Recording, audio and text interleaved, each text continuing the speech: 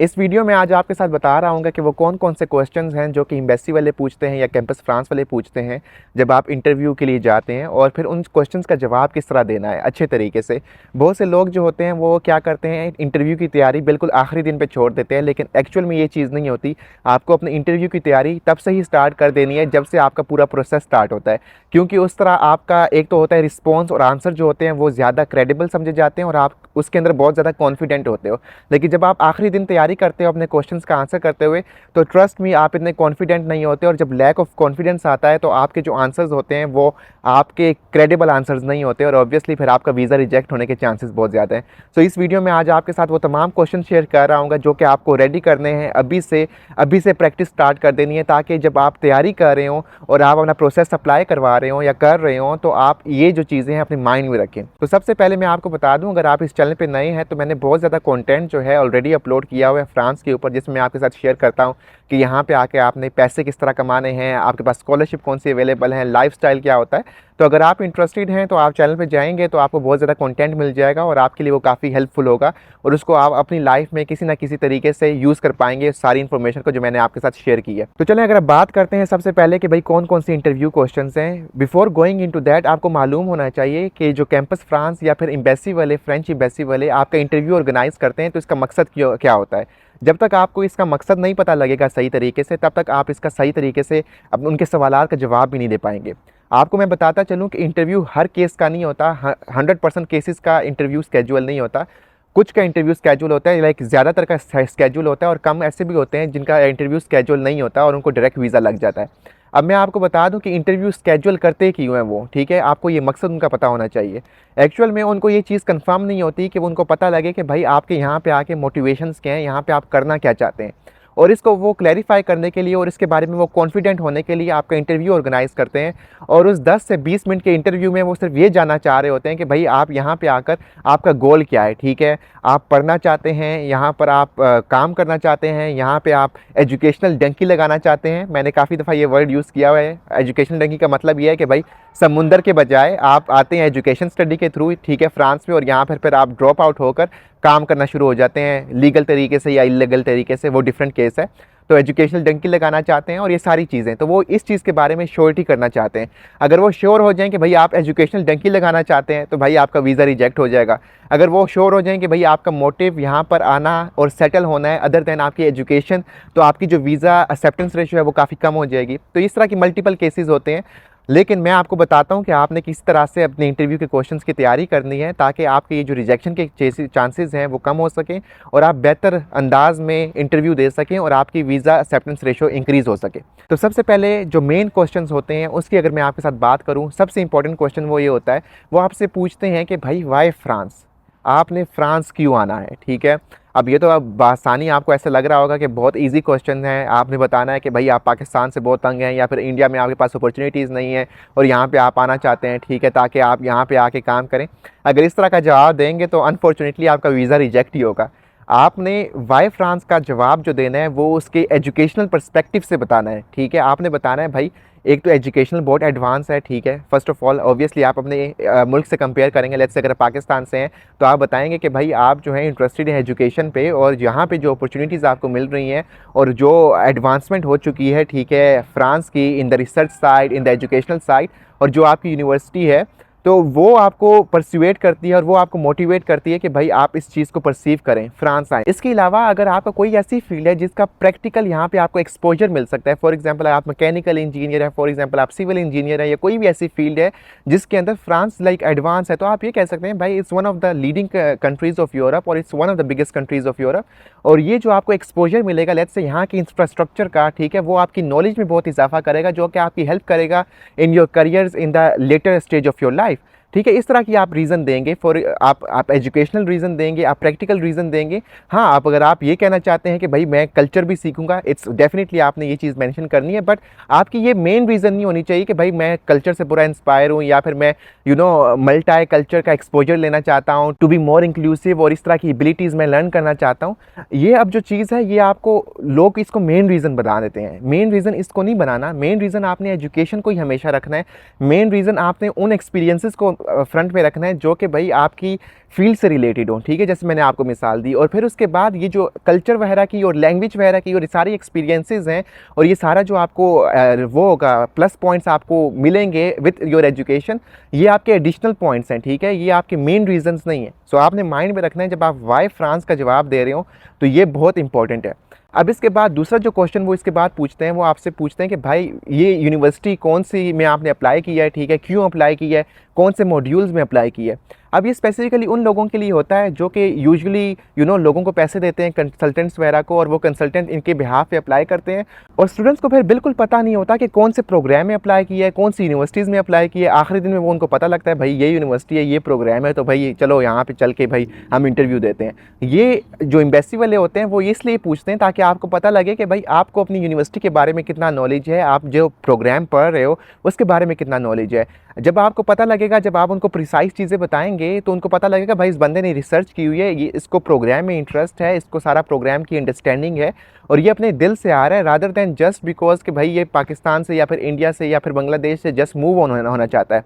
अब इसका आंसर आप लोगों ने कभी ऐसा जेनेरिक नहीं देना। फॉर एग्जांपल अगर वो आपसे पूछे कि भाई इस डिग्री में आप ये आपने प्रोग्राम क्यों चूज़ किया या फिर ये यूनिवर्सिटी क्यों चूज़ की, अब ऐसा ना हो कि भाई आप ये को इसकी रैंकिंग अच्छी है, हाँ वो आप कह सकते हो, लेकिन ऐसा ना हो कि भाई किसी प्रोग्राम की या किसी यूनिवर्सिटी की रैंकिंग अच्छी नहीं है और आप कह रहे हो कि भाई इसकी रैंकिंग अच्छी है, फैकल्टी अच्छी है, जो हमारे जेनेरिक आंसर होते हैं, ठीक है। आपने इस तरह के आंसर नहीं देने, आपने उनको बताना है कि because in this program for example in this degree यहाँ पे इस तरह के कोर्सेज हैं, आप 2-3 कोर्सेज का नाम लें जो कि आपके लिए इतने हेल्पफुल होंगे कि भाई वो आपको कहीं और अपॉर्चुनिटी नहीं मिलेगी कि आप उन कोर्सेज को स्टडी कर सकें, ठीक है। और this university is ideal for you in a sense कि भाई ये आपको प्रैक्टिकल एक्सपीरियंस दे रहा होगा। फॉर एग्जांपल अगर किसी यूनिवर्सिटी के किसी प्रोग्राम में एक स्पेसिफिक इंटर्नशिप है जो कि आपके बिल्कुल करियर से और ये मिलती जुलती है और आप उसी में करियर प्रोसीड करना चाहते हो, सो वो जब आप उसको आंसर देंगे टू द पॉइंट और exact answer, precise answer rather than general generic answer, ठीक है, वो उसको परसुएट करेगा कि भाई ये बंदा जो है ना ये इंटरेस्टेड है और ये फ्रांस आना चाहता है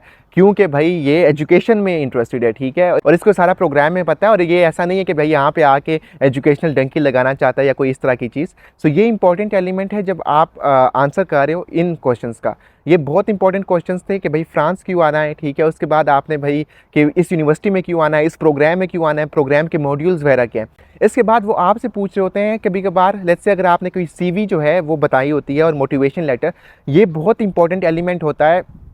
क्योंकि वो आपकी देख रहे होते हैं कि भाई आपकी रेलिवेंस कितनी है जिस प्रोग्राम में आप अप्लाई कर रहे हो। क्योंकि बहुत से प्रोग्राम, बहुत से लोग ऐसे होते हैं जो कि सिर्फ एडमिशन के लिए ऐसे प्रोग्राम्स में अप्लाई कर देते हैं जहाँ पे उनको बस पता होता है कि भाई यहाँ पे एडमिशन मिलेगा स्पेसिफिकली इन प्राइवेट यूनिवर्सिटी, ठीक है। अब वो क्या होता है, उनकी प्रोग्राम की रेलिवेंस नहीं होती with what they are applying for, ठीक है, और इनका जो बैकग्राउंड होता है तो वो मिसमैच होता है। अब यहाँ पे अगर आपका मिसमैच है तो वो आपसे डेफिनेटली पूछेगा कि भाई आपका बैकग्राउंड और आपकी ये मोटिवेशन क्यों है कि भाई आप इस बैकग्राउंड के साथ इस प्रोग्राम में आना चाहते हो। अब अगर आपने वो मोटिवेशन सही तरीके से जस्टिफाई नहीं की, अनफॉर्चुनेटली जो है उनको यही लगेगा कि भाई आप जो हैं इंटरेस्टेड नहीं है एजुकेशन में, और वो क्या करेंगे, और स्पेसिफिकली तब होगा जब आपका CGPA कम होता है। जिनका CGPA अच्छा होता है ना उनको ये होता है बेनिफिट कि भाई वो एम्बेसी वाले ये समझते हैं चलो यार ये सीरियस है पढ़ाई में, लेकिन ये अब may be change of heart हो गया है, ठीक है, अपनी फील्ड चेंज करना चाहता है। लेकिन जब आपका CGPA कम होता है और फिर आप इसलिए अप्लाई करते हो, एम्बेसी के दिल में ये नहीं आता। एम्बेसी के दिल में यही आता है कि भाई आप जो हैं वो सिर्फ पाकिस्तान से या इंडिया से बाहर जाना चाहते हो, ठीक है। तो आपने रेलिवेंसी को प्रूव करना होता है, आपने रेलिवेंट प्रोग्राम में अप्लाई करना है। और इस वजह से मैंने अपनी वीडियो में अपनी बताया था एक, जो मैंने आपको वीज़ा रिजेक्शन के भाई 4 रीज़न्स, उसमें मैंने आपको रेलिवेंसी बताई थी और रेलिवेंसी बहुत इंपॉर्टेंट है, ठीक है। अगर आपने वो वीडियो नहीं देखी तो मैं आपके साथ ये शेयर कर रहा हूँ, ये जाके वीडियो देखें, इसमें मैंने आपको डिटेल से एक्सप्लेन किया हुआ है। सो रेलिवेंसी को आपने अगर लेट्स से अगर डिफरेंट प्रोग्राम में अप्लाई किया हुआ है तो रेलिवेंसी को आपने प्रॉपरली जस्टिफाई करना है कि भाई वो आप इस प्रोग्राम में क्यों अप्लाई करें और वो आपसे रेलिवेंट क्यों है। अब इसका एक तरीका ये होता है कि मे बी आपकी डिग्री कोई और हो लेकिन आपका वर्क एक्सपीरियंस कोई और हो, और जब वर्क एक्सपीरियंस आपने काफ़ी अर्सा काम किया होता है तो आप उनको बता सकते हो कि भाई मेरा जो प्रैक्टिकल वर्क एक्सपीरियंस है ये मुझे ज़्यादा इंटरेस्टिंग लगा as compare to what I did, so इस वजह से फिर मैं अपना चेंज कर रहा हूँ। इसमें आपको मैं बता दूँ कि भाई ये बहुत रिस्की है, ठीक है। अब ये डिपेंड करता है जो आपका इंटरव्यू ले रहा है, अगर वो सेटिस्फाई हो गया तो वो आपको वीज़ा देगा, अगर वो सेटिस्फाई नहीं हुआ तो वो फिर आपको वीज़ा नहीं देगा। तो ये आपने जो तीसरा पॉइंट होता है वो रेलिवेंसी का होता है, और वो मोटिवेशन लेटर और आपकी CV को लिंक कर रहा होता है, ठीक है। मोटिवेशन लेटर जो आप अप्लाई करते हो जिसकी बेसिस पे उस प्रोग्राम में, और सेकेंडली जो आपकी CV होती है वो आपका ऑलरेडी आपका पूरा बैकग्राउंड शो कर रही होती है उस जो आपका इंटरव्यूअर होता है उसको, ठीक है, तो ये आपने माइंड में रखना है, रेलिवेंसी इज़ मोर इंपॉर्टेंट, और इसका आंसर आपने इस तरह करना है। इसके बाद फोर्थ पॉइंट जो होता है और जिसमें लोग बड़ा मैसअप करते जाते हैं, वो होता है भाई कि भाई आप फ्यूचर गोल्स क्या हैं, आपका फ्यूचर प्लान क्या है, ठीक है, कि आप क्या करना चाहते हो। इसमें कोई ऐसा पॉइंट नहीं है कि भाई आप उनको बताओ कंपलसरी कि भाई आपने पाकिस्तान वापस आना है, ऐसा कंपलसरी कोई नहीं है भाई कि भाई आप उनको स्ट्रेस करो भाई कि मैं बड़ा हुलबुल वतनी हूँ, ठीक है, मैं पाकिस्तान वापस आऊँगा या इंडिया वापस आऊँगा आफ्टर दिस प्रोग्राम, मेरा सेटल होने का कोई प्लान नहीं है। भाई आपको मैं बता दूँ, आप जितने आप इंटेलिजेंट हो ना, उससे ज़्यादा वो इंटेलिजेंट है, वो महीनों में हज़ारों केसेस को डील करते हैं, उनको बहुत ज़्यादा एक्सपीरियंस होता है, उनको पता है भाई आप किस मोटिव के साथ जा रहे हो। आप जो एजुकेशनल वाले मोटिव होते हैं बहुत कम होते हैं, यूजुअली लोगों का प्लान यही होता है कि भाई यूरोप में जाएँ, यहाँ पे सेटल हों, तो उनको धोखा देने की कोई ज़रूरत नहीं है, उनको पता है भाई आपने वापस नहीं आना, ठीक है, लेकिन आपने तरीके से उनको बताना है, उनको ये बताना है भाई कि मैं जब प्रोग्राम ख़त्म होगा, after completing my program successfully, I plan to stay there, मैं यहाँ पे रहना चाहता हूँ और मैं एक्सपोजर हासिल करना चाहता हूँ, ठीक है, मैं एक्सपीरियंस हासिल करना चाहता हूँ, क्योंकि जब एडवांस मुल्क में होऊंगा तो मैं जितना एक्सपीरियंस एडवांस मुल्क से हासिल कर सकता हूँ एज़ कम्पेयर टू मैं डेवलपिंग कंट्री से वो एक्सपीरियंस हासिल नहीं करना चाहता। हाँ, उनको लॉन्ग टर्म में बताएं, बट उन्हें कहो कि यार लॉन्ग टर्म में मेरा प्लान ये है कि मैं अपने मुल्क में वापस आकर मैं जो चीज़ वहाँ से लर्न करूँ वहाँ पे यहाँ पे आके मैं इम्प्लीमेंट कर सकूँ और अपनी सोसाइटी के लिए काम कर सकूँ, या अगर सोसाइटी के लिए नहीं करना अपने लिए कोई काम कर सकूँ, ताकि मैं यहाँ पे अपने लिए बेटर इन्वायरमेंट क्रिएट कर सकूँ, ठीक है, या लेट्स से वहाँ पे मुझे कोई बिजनेस एक्सपोजर मिल गया और इस तरह की चीज़ें और वो आइडियाज़ मैं यहाँ पे आके इम्प्लीमेंट कर सकूँ, सिंपल एज़ दैट। अब यहाँ पे ये मैंने बिल्कुल आपको नहीं सजेस्ट करूँगा, अगर आपका प्लान नहीं है पाकिस्तान आना, तो फिर आप ये ना कहो कि भाई मेरा जैसी डिग्री कंप्लीट होगी और मैं पाकिस्तान आ जाऊँगा। आप उनको सच्ची बात बताओ भाई, आप उनको बताओ भाई कि आप सेटल होना चाहते हो for a time being, just to get experience.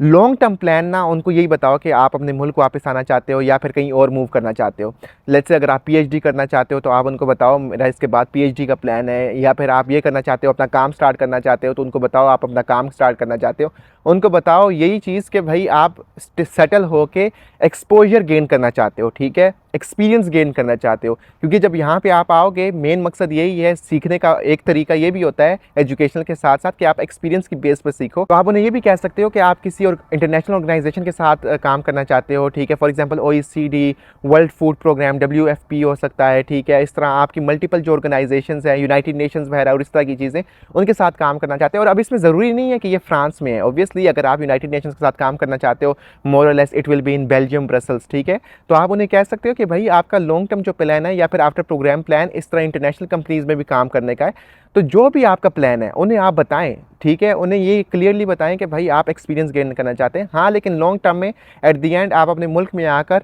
खुद यहाँ पे कोई ना कोई ऐसी चीज़ करना चाहते हैं जो उससे सोसाइटी कंट्रीब्यूट हो सके या फिर जो आपके लिए बेनिफिशियल हो। लॉन्ग टर्म प्लान आपका यही है कि आप वापस आना चाहते हो। ये ज़्यादा बेहतर आंसर है एज़ कम्पेयर टू जब आप उन्हें कहते हैं कि आप भाई प्रोग्राम के बाद सीधा सीधा पाकिस्तान वापस आएंगे या इंडिया आएंगे, क्योंकि उनको पता है कि भाई आप झूठ बोल रहे हैं। ऐसा नहीं होता, बहुत कम होता है केसेस में, ठीक है। तो अभी तक मैंने आपके साथ 4 मेन क्वेश्चन शेयर किए, जिसमें मैंने आपको बताया कि why France, why this university के अंदर फिर आपके जो प्रोग्राम है उसकी डिटेल्स वगैरह, उसके अंदर आप क्या पढ़ रहे होंगे, उसका कैसे आंसर करना है। तीसरा चीज़ मैंने आपको बताया फ्यूचर गोल्स, और चौथा पॉइंट रेलिवेंसी, जो कि आपने मोटिवेशन लेटर और CV के साथ आपने उसको जस्टिफाई करना है। कभी कभार वो आपसे ये भी पूछ लेते हैं भाई, उनको यूजुअली आपके बैकग्राउंड का पता होता है, लेकिन वो कभी कभार पूछ लेते हैं आपसे कि भाई आप लाइक आपने क्या किया हुआ है अभी तक, आपके एजुकेशन वगैरह, उनके पास सारे डॉक्यूमेंट्स होते हैं। ये क्वेश्चंस अगर वो पूछते हैं तो it's more like ice breaking thing, ठीक है, ताकि आपका एक बेस लाइन सेट हो जाए, लेकिन वो कभी कभार पूछ लेते हैं आपसे, तो इसका ऐसा कोई मसला नहीं है। आप इसके, क्योंकि इसमें आपको ऐसा जो भी आपका बैकग्राउंड है आप उसको चेंज नहीं कर सकते, ठीक है,